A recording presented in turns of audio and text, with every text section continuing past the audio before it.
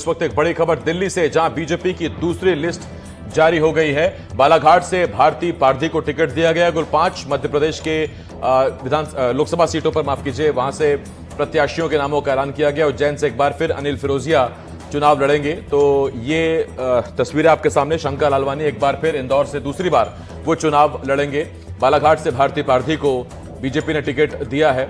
इसके अलावा छिंदवाड़ा से विवेक बंटी साहू चुनाव लड़ेंगे नकुल नाथ के खिलाफ, और उज्जैन से अनिल फिरोजिया को एक बार फिर पार्टी ने टिकट दिया है। धार से सावित्री ठाकुर चुनाव लड़ेंगी।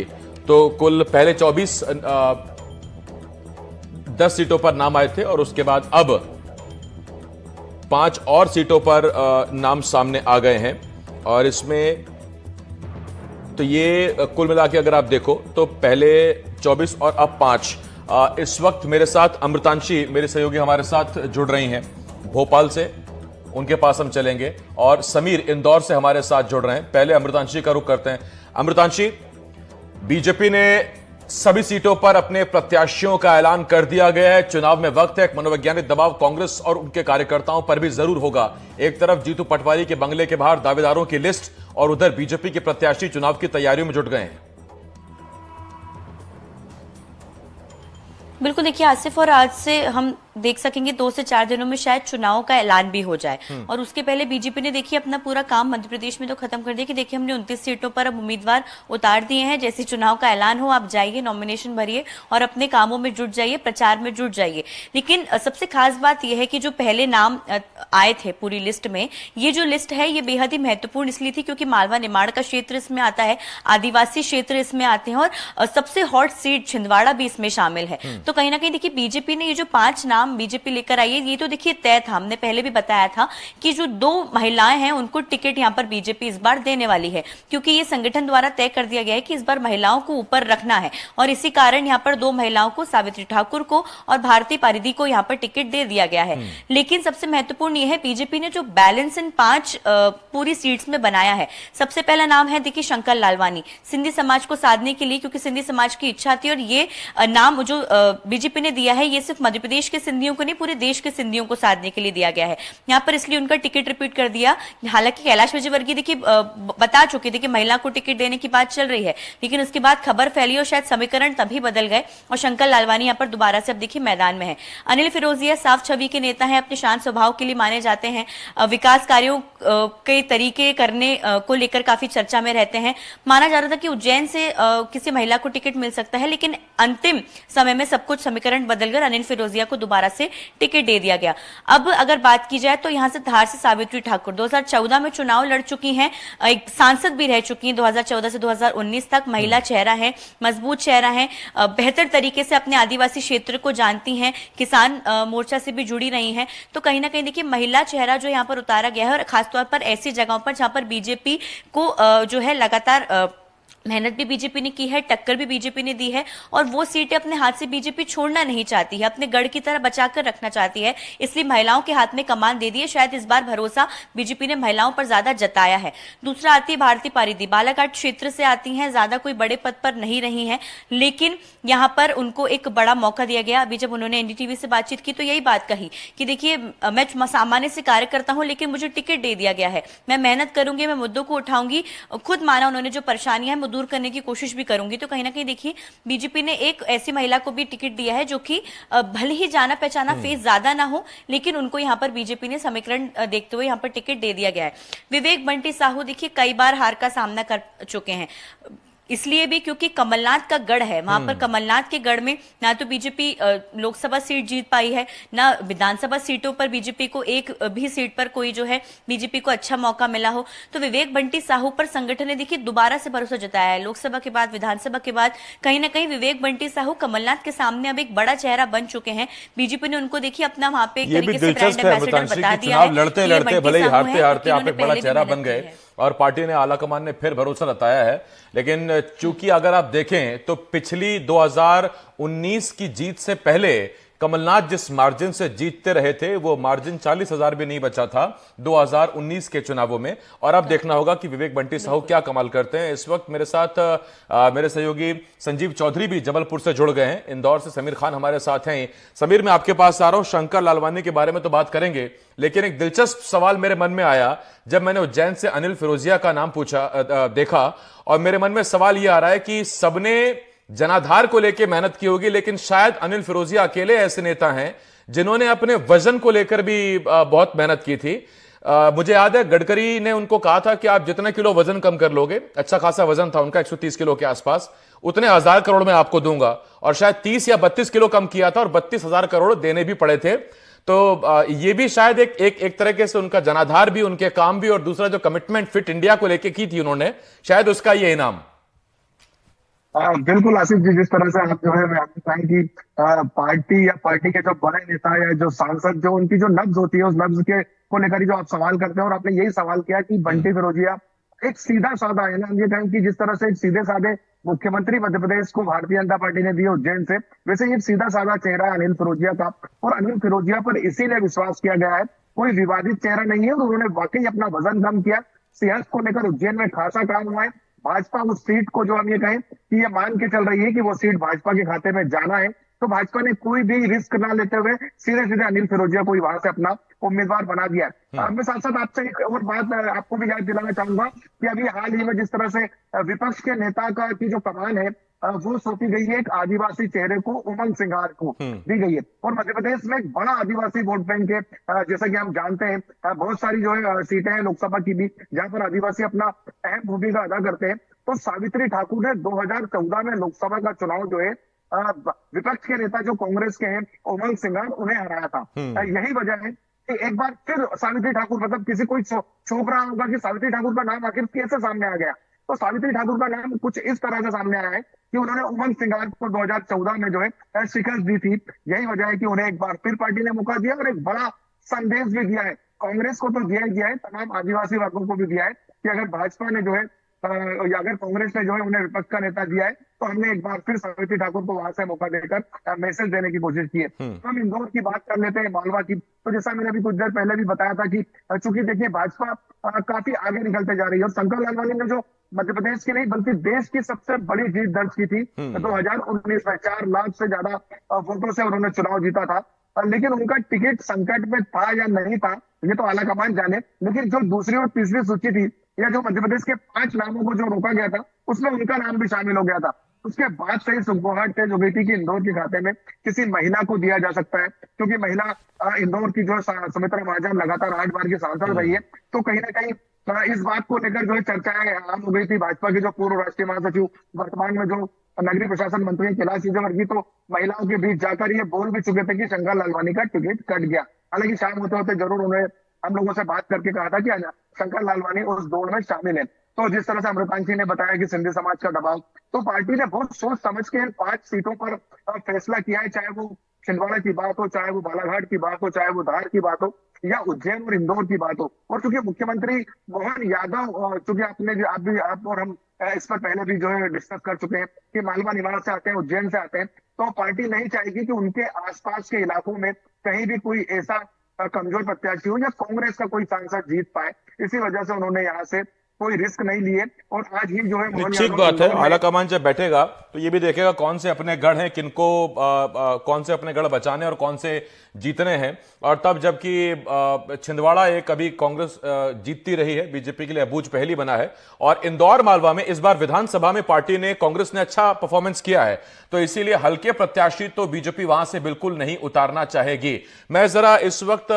हम जरा महाकौशल का जिक्र करते हैं। 2 सीटें वहां की उन पर भी प्रत्याशियों का ऐलान हो गया है, एक है बालाघाट और दूसरी है छिंदवाड़ा। और संजीव चौधरी सर हमारे साथ जुड़े हुए हैं। संजीव जी, भारती पारधी और विवेक बंटी साहू, विवेक बंटी साहू शायद हो सकता है कि बीजेपी उनमें अगला स्मृति ईरानी देख रही हो कि आप काम करते रहो, कभी ना कभी तो जनता आपको मौका देगी। तो जो स्मृति ईरानी ने अमेठी में कमाल किया था, पता नहीं विवेक कितना विवेक उनमें बचा है या उस विवेक का कितना लाभ मिलेगा, लेकिन मार्जिन पिछली बार कम हो गया था नकुलनाथ का। तो विवेक के लिए कितने चांसेस आपको नजर आते हैं छिंदवाड़ा में? आसिफ, विवेक के सामने कमलनाथ नहीं है। अब इस बात का पूरा ख्याल रखा जाना चाहिए कि कमलनाथ छिंदवाड़ा के नेता थे और जो कमलनाथ के पुत्र हैं नकुलनाथ, वो उनके लिए छिंदवाड़ा के लोगों का कहना है कि वो हमारे नेता नहीं है। हो सकते हैं भविष्य में, लेकिन जो जीत का अंतर सिर्फ 35,000 था कमलनाथ का, अब वो नकुलनाथ के लिए कितना होगा, ये अभी एक संघर्ष की स्थिति बन गई है। और दूसरा दांव जो भारतीय जनता पार्टी ने खेला है, जिसको लेकर राहुल गांधी पूरे देश में, मध्य प्रदेश में भी हल्ला कर रहे हैं कि ओबीसी ओबीसी ओबीसी, तो बंटी साहू जो हैं, विवेक बंटी साहू, वो ओबीसी वर्ग से आते हैं। तो अब कमलनाथ के खिलाफ उन्होंने एक ओबीसी कैंडिडेट को उतार दिया है। और चूंकि ये नकुलनाथ का चुनाव है, लेकिन जब भी कहा जाता है तो कमलनाथ के नाम से ही जाना जाता है। अब आप समझ सकते हैं कि चुनाव उनका पुत्र लड़ेगा, लेकिन कमलनाथ अपने नाम से ही इस चुनाव को लड़ने का प्रयास करेंगे। लेकिन जो स्थिति है नकुलनाथ की, पिछले जो उनका कार्यकाल रहा है, उसमें बहुत ज़्यादा वो एक्टिव नहीं थे। लोगों का ऐसा मानना है, छिंदवाड़ा के लोगों का, कि नकुलनाथ के लिए कोई लहर नहीं है। कमलनाथ के लिए तो एक लहर हुआ करती थी। इवन यहाँ तक होता था कि विधायक भारतीय जनता पार्टी की जीत जाए, लेकिन सांसद के रूप में कमलनाथ ही जीता करते थे। तो छिंदवाड़ा और कमलनाथ एक दूसरे के लिए बिल्कुल पर्याय बन गए थे कि कमलनाथ तो वहाँ से फिक्स है, जीतेंगे ही। लेकिन इस बार की परिस्थितियों में मूल परिवर्तन है कि कमलनाथ चुनाव नहीं लड़ रहे हैं, नकुलनाथ चुनाव लड़ रहे हैं। और बंटी साहू का 2 बार हार चुके हैं, तो एक उनके साथ सिंपैथी भी है कि यार ये 2 बार हार चुके हैं, क्यों ना इनको मौका दिया जाए। तीसरा जो बहुत बड़ा फैक्टर है वो राम मंदिर और मोदी का फैक्टर है, वो भी काम करेगा।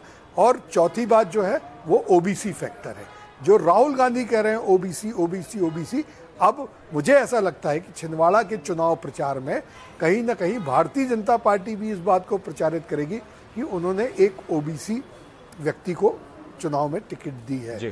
तो चुनाव जो होता है, पहले भी जो छिंदवाड़ा का चुनाव होता था वो हमेशा बहुत क्रूशल होता था, देखने लायक होता था। जब प्रहलाद पटेल और कमलनाथ का चुनाव हुआ था, उस समय मुझे कई बार वहाँ जाने का अवसर मिला, तो बहुत बहुत कांटे की टक्कर थी उस समय भी। लेकिन कमलनाथ ने बहुत मार्जिन से उस चुनाव को जीता था, क्योंकि कमलनाथ का बूथ मैनेजमेंट बहुत अच्छा है, कमलनाथ के लोग हैं अभी। लेकिन ये बात नकुलनाथ कितनी भुना पाते हैं, कितना फायदा ले पाते हैं, मेरा आपसे एक और सवाल भी है, फिर मैं अमृतांशी और समीर के पास जाता हूं। मेरा आपसे एक सवाल यह है कि बीच में कांग्रेस में रहेंगे, बीजेपी में जाएंगे, फिर दोनों पिता पुत्र का उस पर कोई डिनाई नहीं करना, उसे खारिज नहीं करना, और बाद में फिर एकदम सामने आना और कहना कि नहीं नहीं हम तो यही थे, जबकि एक लंबा दौर चला, एक लंबे कयास चले, उसका कितना नुकसान नकुलनाथ को स्पेशली हो सकता है? बिल्कुल आसिफ, ना सिर्फ नाम चलाना, अपने नाम के आगे से कांग्रेस को अलग कर देना और अपने घर में झंडा लगा देना राम मंदिर का, और फिर वो निकाल देना। जब पत्रकारों ने उनसे पूछा तो एक बार फिर झंडा लगा देना। ये सब बातें कहीं ना कहीं छिंदवाड़ा के वोटर को और जो यूथ वोटर है उसको बहुत असर की हैं, और इसका फर्क 100% आएगा। लेकिन यदि ये फर्क आया, ज़्यादा फर्क हुआ, क्योंकि 35,000 का ही तो मार्जिन था, अगर सिर्फ 35,000 के मार्जिन की ही बात चलेगी, तो अगर ये फर्क आया तो मुश्किल तो होगी। और ऐसा ना हो कि इस बार भारतीय जनता पार्टी जो घोषणा कर रही है बार बार कि हम तो सब, आज कैलाश विजयवर्गीय जबलपुर में थे, उनसे जब बात हुई तो उन्होंने बड़ा मतलब हंसते हुए इस बात को कहा कि कमलनाथ हो या नकुलनाथ हो, हमारे लिए कोई फर्क नहीं पड़ता, कोई भी नाथ हो, हम तो 29 की 29 सीटें जीतेंगे। उन्होंने ये भी कहा कि हमारी तैयारी बूथ मैनेजमेंट से है। कैलाश विजयवर्गीय जो आज बात कर रहे थे हमसे, तो उन्होंने कहा कि ऐसा लगता है हम सारी सीटें, मध्य प्रदेश की 29 सीटें बहुत बड़े मार्जिन से जीतेंगे। और उसके पीछे उन्होंने कहा कि जो मोदी जी का किए गए काम है, उसके साथ साथ जो तैयारियां हैं भारतीय जनता पार्टी की मध्य प्रदेश में, एक एक बूथ को आपको बताता हूं कि जो पन्ना प्रमुख बनाया है, उस पन्ना प्रमुख का काम एक पन्ने में जितने वोटर हैं उन्होंने टाइम पे जाके वोट किया कि नहीं किया, उसकी जिम्मेदारी तक दी गई है। तो ये जो तैयारी है, ये तैयारी कांग्रेस में कहीं नहीं दिखती अभी तक। तो ना तो जबलपुर की अगर बात की जाए तो जबलपुर में जो महापौर और प्रदेश जो जिलाध्यक्ष थे वो भारतीय जनता पार्टी में शामिल हो गए, तो इतने दिनों से यहाँ पर तैयारियों की बात तो छोड़िए, कांग्रेस का अध्यक्ष तय नहीं हो पाया। तो इस तरह लगभग सभी जगह इसी तरीके की स्थिति है। कांग्रेस की ना तो कहीं तैयारी दिख रही है, ना कहीं एग्रेसिवनेस दिख रही है, ना कोई प्रत्याशी बहुत जोर शोर से सामने आ रहे हैं कि जो कर लेंगे। जी संजीव सर, आता हूं मैं आपके पास। तो एक महिला फैक्टर पर जरा बात करता हूं। अमृतांश जी के पास चलते हैं। अमृतांश जी, पहली लिस्ट 24 की, उसमें जहां तक मैं सही हूं शायद 4 महिला कैंडिडेट, और इस बार की जो ये लिस्ट आई 5 नाम, उसमें से 2 महिला कैंडिडेट, यानी कुल 29 में से 6 महिलाओं को टिकट दिया गया है। क्या ये एक हेल्दी फ्रैक्शन है, एक अच्छी तुलनात्मक स्थिति है जिनमें 6 महिलाओं को टिकट दिया गया है बीजेपी की तरफ से? बिल्कुल, देखिए आसिफ, जब सीईसी की बैठक हुई थी तो खुद सूत्रों के मुताबिक हमें ये पता पड़ा था कि खुद प्रधानमंत्री नरेंद्र मोदी चाहते हैं कि ऐसी सीट्स जहां पर बीजेपी का गढ़ रहा हो या फिर जहां पर महिलाओं को उचित मौका मिल सके, वहां पर आप महिलाओं को उतारिए। क्योंकि देखिए बीजेपी बहुत मुद्दों के साथ इस चुनाव में उतर रही है। बीजेपी के पास ढेरों मुद्दे हैं इस बार भुनाने के लिए, रखने के लिए। उसमें से नारी शक्ति वंदन जो बिल है वो एक सबसे बड़ा मुद्दा है। यहाँ पर जब बीजेपी से उस वक्त सवाल बार बार कांग्रेस की ओर से किया जा रहा था कि आप इस बिल की बात कर रहे हैं, आप अपनी पार्टी से कितनी महिलाओं को टिकट दे रहे हैं, तो कहीं ना कहीं वो फैक्टर भुनाने में यहाँ पर बीजेपी पूरी तरह से लगी हुई है। 29 में से 6 महिलाओं को टिकट देना एक बड़ी बात है। और उसमें भी देखिए एक महिला जो कि पहले सांसद रह चुकी है, एक महिला जो कि बतौर सिर्फ कार्यकर्ता थी और अचानक से उनको जो है सांसद का टिकट दे दिया गया है। और पिछली लिस्ट में भी इसी तरह चौंकाने वाले नाम थे। माया नरोलिया, उन्होंने खुद भी नहीं सोचा होगा कि उनको राज्यसभा सांसद बना दिया जाएगा, और देखिए उनको इतनी बड़ी जिम्मेदारी दे दी गई है। तो महिला फैक्टर पूरी तरह से भुनाने की कोशिश की जा रही थी। हाँ, हालांकि इंदौर से ये बात कही जा रही थी कि महिला को टिकट दिया जाए। ये कहा जा रहा था कि संगठन के शीर्ष नेताओं की बड़ी इच्छा थी कि इंदौर से महिला को टिकट मिले, क्योंकि इंदौर जो है अपने आप में एक बहुत ही भारी भरकम सीट है। इसी कारण जो है जब वो अफवाहें उड़ी तो चीजें जो है उनके समीकरण बदले, सामाजिक समीकरण बदले, और इसी कारण शंकर लालवानी को वहां से रिपीट कर दिया गया। लेकिन दोनों ही महिलाओं को यहां पर उतारना, एक महिला जो कि 2014 में सांसद रह चुकी है, उन पर दोबारा से भरोसा जताना, आदिवासी क्षेत्र है क्योंकि देखिए धार, और वहां पर एक जो है सॉफ्ट छवि लेकर आना एक महिला के चेहरे के बतौर, ये भी एक बहुत बड़ा बीजेपी का मास्टर स्ट्रोक माना जा रहा है। और ऐसे में एक छोटी सी कार्यकर्ता महिला जो शायद कोई बड़े पद पर नहीं रही, लेकिन उनको सीधा बालाघाट जैसी जगह से सांसद को टिकट दे दिया जाना, क्योंकि देखिए बालाघाट से बड़े नेता आते हैं, यहाँ से दोनों जगह से सांसदों के टिकट काट दिए गए। गौरीशंकर बिसेन थे, उनकी बेटी भी थी मौसम बिसेन, के भी नाम चर्चाओं में थे कि मौसम को टिकट दे दिया जाएगा, क्योंकि उनका टिकट विधानसभा में हटाकर उनके पिता को दे दिया गया। लेकिन नए चेहरे को मौका देना, ऊपर से महिला चेहरे को मौका देना, बीजेपी कहीं ना कहीं देखिए पूरी तरह से एक बैलेंस बनाने की कोशिश कर रही है। शंकर लालवानी से सामाजिक समीकरण साध लिए गए। अब विवेक भंटी साहू पर भरोसा जता दिया गया कि आपने जो स्मृति ईरानी वाला जिक्र किया था, अनिल फिरोजिया क्योंकि शान छवि के नेता हैं, पूरी तरीके से उनको दोबारा भरोसा दिया गया कि हम पुराने लोगों को साथ लेकर चल रहे हैं। सावित्री ठाकुर को बतौर महिला यहाँ पर दिया गया टिकट। इसके साथ ही साथ जो भारतीय परिधि की छोटे से कार्यकर्ता को एक बड़े पोजीशन पर पहुंचाना, वो भी महिला कार्यकर्ता को, जो कि सिर्फ संगठन के लिए काम करती हैं। कहीं ना कहीं संगठन ने बहुत सोच विचार यहाँ पर किया, और शायद जो बात कही जा रही थी कि देखिए बीजेपी है, कुछ भी कर सकती है, नए चेहरों को भी लेकर आ सकती है, वो भी यहाँ पर एक क्लिंच देने की कोशिश की है, जो कि इस टिकट वितरण के जरिए नजर आ रहा है। लेकिन कांग्रेस को अब शायद ये मंथन करने की जरूरत है, जो कि अभी संजीव जी बहुत अच्छी बात बोल रहे थे कि हलचल कहीं पर भी नहीं है। शायद बीजेपी जब अपने उम्मीदवार उतारती है तो पूरा संगठन उनके लिए चुनाव लड़ने के लिए लग जाता है, और कांग्रेस जब अपने उम्मीदवार उतारती है तो सिर्फ प्रत्याशी के ऊपर जो है वो भरोसा जताया जाता है कि आपको सौंप दिया गया है, अब आपकी जिताने की जिम्मेदारी है। यही वजह रही है कि शायद प्रदर्शन जो है वो कांग्रेस का थोड़ा सा कहीं बिगड़ता हुआ नजर आ रहा है। संगठन में आपसी बातचीत नहीं है, इसलिए रोजाना बीजेपी कार्यालय में लगातार इस बार पता नहीं क्या होगा। मैं लौट रहा हूं आपके पास, इंदौर चल रहे हैं आपको लेके, और जब गंदवानी की बात चली, धार की बात चली है, तो अब समीर सवाल बड़ा सीधा सा है कि कांग्रेस क्या करेगी अब? उमंग फिर मैदान में आएंगे या कुछ और समीकरण दिखते हैं आपको? देखिए बिल्कुल आशीष, जिस तरह से मैं कह रहा हूँ कि 2014 में जब उमंग सिंगार इन्हीं के सामने, जब सावित्री ठाकुर के सामने चुनाव हार चुके हैं, तो उनके आने की संभावना तो कम है, क्योंकि वो विपक्ष के नेता भी हैं और अभी अभी विधायक भी बने हैं। लेकिन हो सकता है जिस तरह से आपने कहा कि क्या आएंगे, तो राहुल गांधी उन्हीं से एक बार फिर आग्रह कर दें कि आप फिर चुनाव मैदान में आ जाइए। जिस तरह से मध्य प्रदेश में एक ट्रेंड चल रहा है कि कांग्रेस के तमाम बड़े नेताओं के नाम भले ही आलाकमान ने भले ही तय नहीं किया हो, लेकिन मीडिया के गलियारों में जरूर चल रहे हैं कि दिग्विजय सिंह चुनाव लड़ेंगे, जीतू पटवारी चुनाव लड़ेंगे, उमंग सिंगार को चुनाव लड़ाया जाएगा। जिस तरह से नकुलनाथ जो है कमलनाथ के बेटे को टिकट दिया गया, और कमलनाथ को लेकर भी चर्चाएं चल रही कि किसी और सीट से उन्हें चुनाव मैदान में उतारा जा सकता है। तो ये कहीं ना कहीं आपका जो सवाल है वो ये सही साबित होता हुआ नजर आ रहा है कि उमंग सिंगार को एक बार फिर धार से जो है चुनाव मैदान में उतारा जा सकता है। हालांकि उनके सामने जो है कांग्रेस के पास कोई महिला कैंडिडेट तो नहीं है, क्योंकि वहां से जो गजेंद्र सिंह राजूखेड़ी है, जो कांग्रेस के पूर्व सांसद हुआ करते थे, उनको जो है भारतीय जनता पार्टी ने अपने साथ मिला लिया है। वो कांग्रेस छोड़कर भाजपा के साथ चले गए। हालांकि उनका भी नाम चला था, लेकिन सावित्री ठाकुर को जो है टिकट मिल गया। तो कहीं ना कहीं हम ये कहें कि कांग्रेस जिस तरह से कमजोर जरूर नजर आ रही है, लेकिन कांग्रेस की अब स्ट्रेटेजी क्या होगी, कांग्रेस किस तरह से जो है चुनाव में वापसी करेगी, ये एक बड़ा सवाल है। जैसा मैंने अभी थोड़ी देर पहले कहा था कि इंदौर में भाजपा के चुनाव, लोकसभा चुनाव कार्यालय का उद्घाटन पहले ही तय हो गया था, प्रत्याशी तय बाद में हुआ। उनका यही कहना था कि कांग्रेस की तरह हम नहीं है, हम तो कमल के निशान पर चुनाव लड़ते हैं, प्रत्याशी जो भी हो कमल के निशान पर चुनाव लड़ते। तो पहले ही तय हो गया था। ये अलग बात है कि उद्घाटन के दौरान ही लिस्ट आ गई और शंकर लालवानी को टिकट दे दिया गया। तो इसी तरह के हालात जो है अभी मध्य प्रदेश में मालवा निमाड़ में भी बनते हुए नजर आ रहे हैं। अब जीतू पटवारी इस पूरे ही हम ये कहें कस और जाने आने की जो बेला है उसमें क्या करते हैं कांग्रेस के लिए, वो देखना होगा। ये कई जो बीजेपी के कार्यकर्ता उनमें भी चिंता है समीर कि इस पूरे एपिसोड में कैलाश विजयवर्गीय का डिमोशन हुआ है, प्रमोशन हुआ है, क्या हुआ उनके साथ?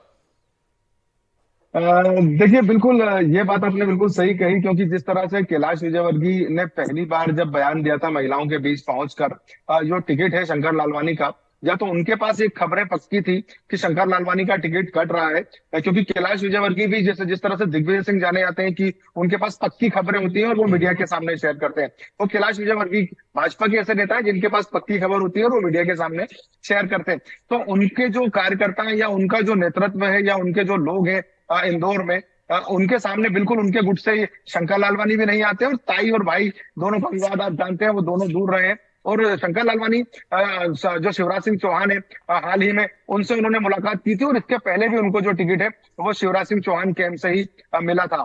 तो ये कहीं ना कहीं शिवराज सिंह चौहान को लेकर जो मध्य प्रदेश में कवायद लगाई जा रही थी, तो उनके कद में कमी नहीं आई है। ये एक टिकट से और साबित होता हुआ नजर आ रहा है शंकर लालवानी का। ये अलग बात है कि जो उनका समाज का समीकरण है या जो उनके समाज के लोग हैं, ये खबरें भी हम तक पहुंची है कि उनके द्वारा जो है केंद्रीय गृह मंत्री अमित शाह जी से संपर्क किया गया था और उनकी वापसी हुई, नहीं तो उनका टिकट कटना तय हो गया था।